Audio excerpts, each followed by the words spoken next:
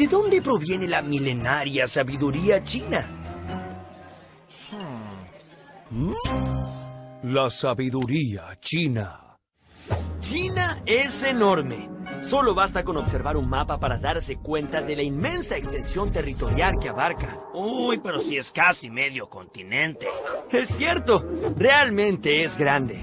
Ni se imaginan la cantidad de climas y paisajes que atraviesan a todo este territorio. China es un mundo en sí mismo, con tupidas selvas, desiertos abrumadores, montañas infranqueables, llanuras fértiles, densos pantanos y planicies congeladas. Los chinos observaron que el mundo estaba compuesto por cosas muy diferentes, y cada cosa tenía su opuesto. Así fueron descubriendo que la naturaleza tenía un equilibrio, una armonía entre fuerzas diferentes y opuestas. Entonces, si en algún lado hacía frío, era porque en otro estaba haciendo calor. Si existía la tierra, era porque también existía el aire. Si el sol alumbraba durante el día, era la luna la que reinaba sobre la noche. Si había varones, pues debía haber mujeres. Estas observaciones sobre la naturaleza que los rodeaba fueron la base de la famosa tradición o sabiduría china, con la que construyeron una gran civilización que ha perdurado por miles y miles de años. El primer imperio chino. Trazando una línea justo por el centro de China, vemos al río Amarillo. Ahí comenzaron a desarrollarse los primeros pueblos que antecedieron a esta gran civilización.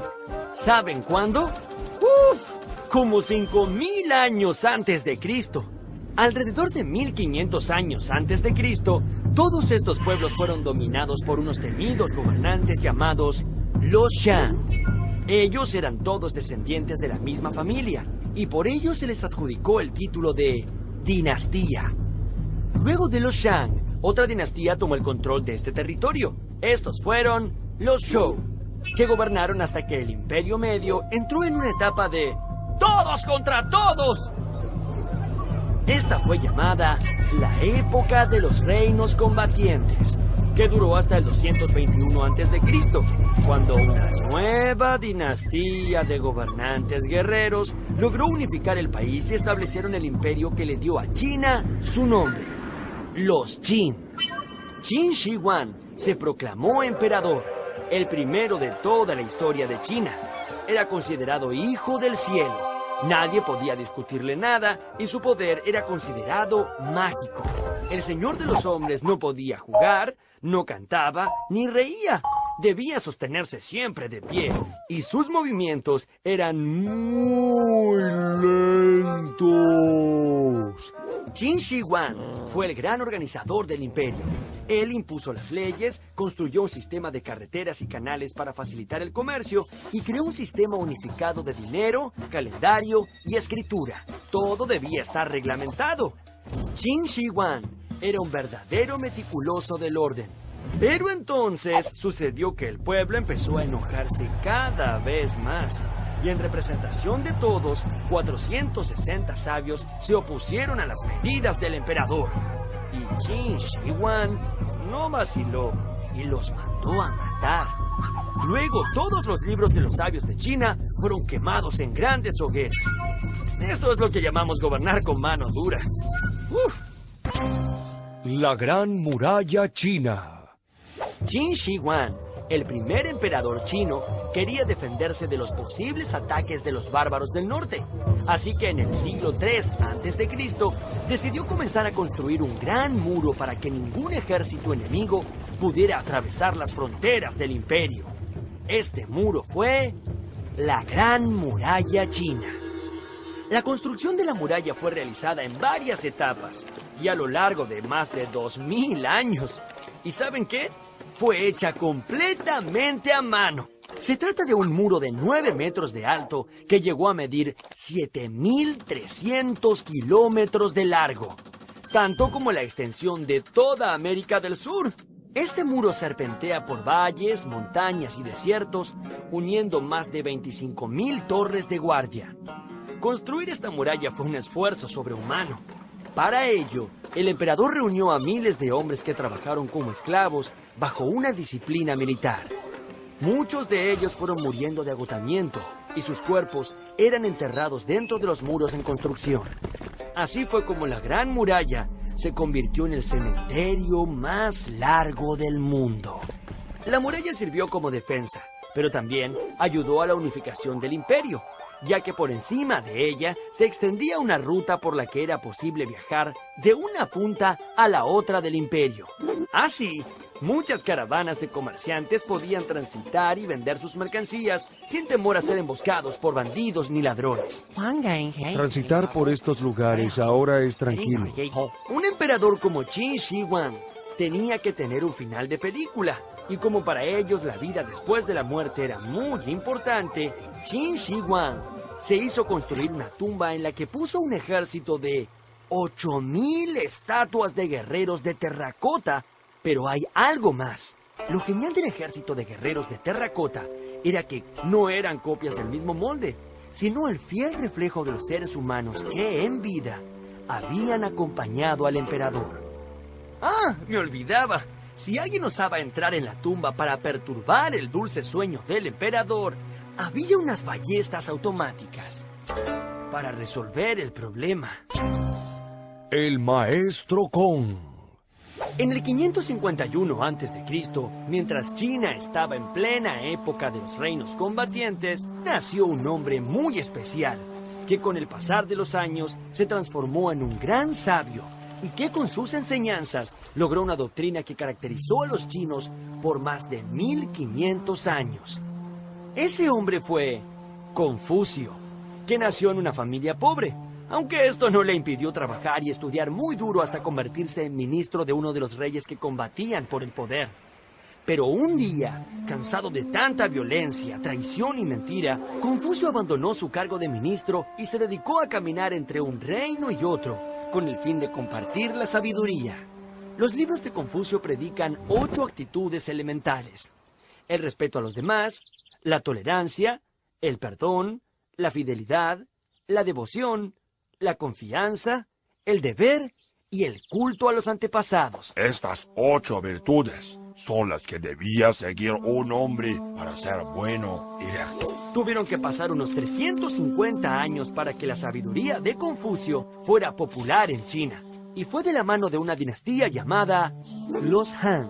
Para ese entonces Confucio ya se había transformado en una figura legendaria. Sus seguidores le decían el Maestro Kong. Y sus enseñanzas servían de guía espiritual y eran practicadas como una religión. Pero el confucianismo, no era la única religión de la antigua China. También estaban el taoísmo y el budismo. Cada hombre tenía derecho a elegir libremente su propia religión. Las 3 se basaban en la búsqueda de una armonía interior, que está en directa relación con la armonía de la naturaleza. La medicina tradicional china. Si el universo es el producto del equilibrio entre fuerzas que se oponen, y si el hombre, para estar bien y ser mejor, tiene que estar en armonía con ese universo, entonces cualquier dolor o enfermedad que se manifieste en el cuerpo es producida por un desequilibrio entre el ser y el universo. La medicina tradicional china es la ciencia que busca regresar al hombre a ese estado de equilibrio y armonía con la naturaleza.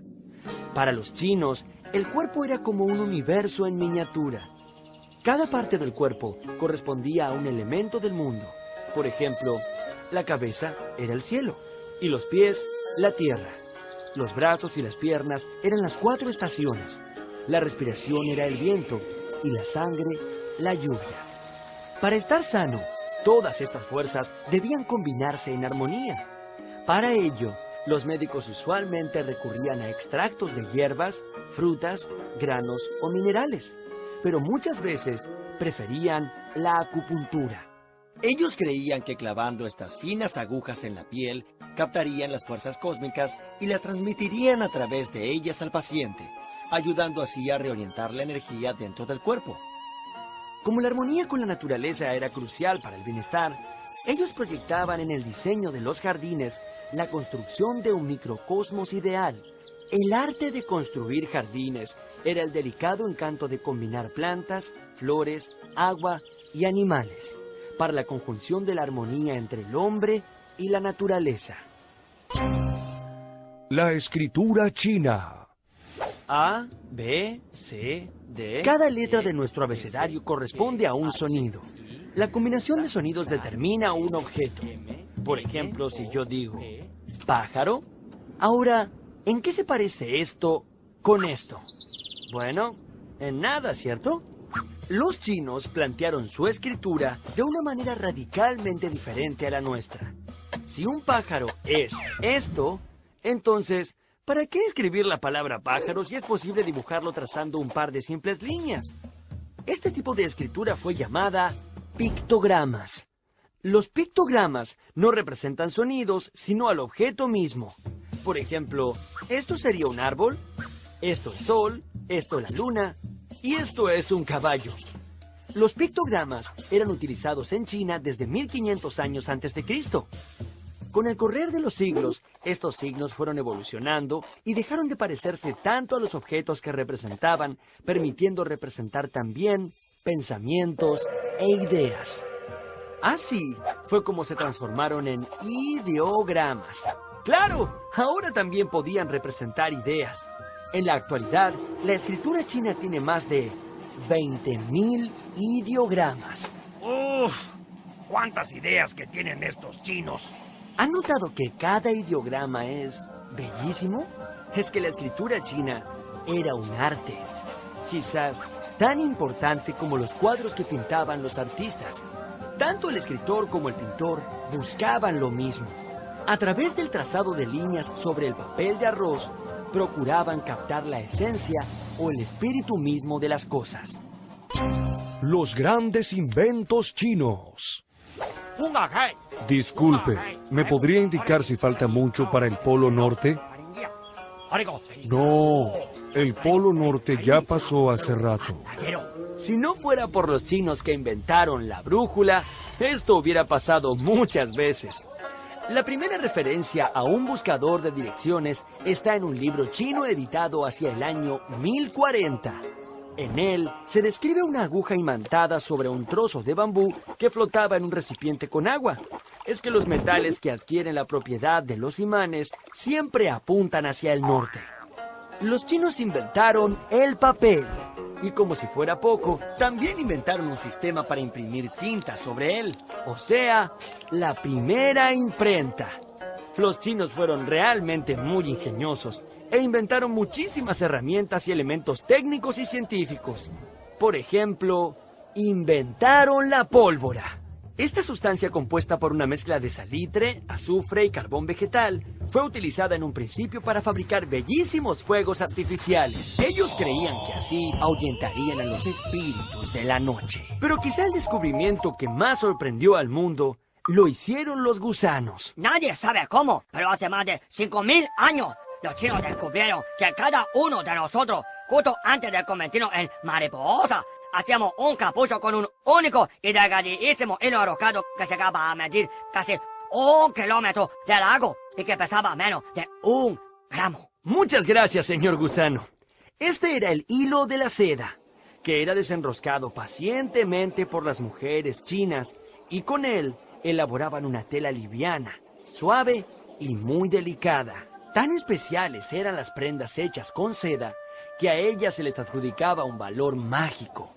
Durante siglos, los chinos mantuvieron el secreto acerca de la fabricación de esta enigmática tela. Esto les permitió hacerse muy famosos y esa fama dio vueltas por todo el mundo. La ruta de la seda. En el año 138 a.C., el emperador Wu de la dinastía Han envió un embajador al encuentro de los pueblos de Occidente. Este salió de la capital del imperio en dirección oeste junto con escoltas y un centenar de comerciantes chinos. El largo viaje fue un éxito, y a su regreso, los comerciantes trajeron a su emperador valiosísimos artículos. De este modo, se abrió el interés de los chinos por el intercambio de mercaderías en toda Asia Central y Europa. Pronto esa ruta empezó a ser muy frecuentada y todos los comerciantes se encontraban en el oasis de Kashi. Esos largos viajes obligaron a los comerciantes y artesanos a relacionarse con hombres de costumbres muy diferentes. Los romanos se sintieron tan impresionados por esa tela que la compraban a precio de oro. Desde ese momento, la ruta pasó a ser conocida como la Ruta de la Seda. A mediados del siglo XIII, en plena Edad Media, el mundo conocido por la cristiandad no iba mucho más allá del actual Oriente Medio. Cuentos sobre monstruos y dragones hacían que muy poca gente de Europa se aventurara más allá del árido desierto de Arabia. Uno de los viajantes aventureros de esa época fue un comerciante veneciano llamado Marco Polo. Él decidió emprender el larguísimo viaje de un extremo al otro de la famosa Ruta de la Seda. Marco Polo vivió 20 años en China y llegó a tener una relación muy cercana con el mismísimo emperador. Cuando volvió a Europa, dictó un libro que apasionó a los europeos. En él, había intentado describir a la civilización con la que había convivido la mitad de su vida. En su lecho de muerte, su familia pidió a Marco que confesase si había mentido en sus historias sobre China. Marco se negó e insistió. China es tan vasta y maravillosa que solo he alcanzado a contar la mitad de lo que realmente allí he vivido.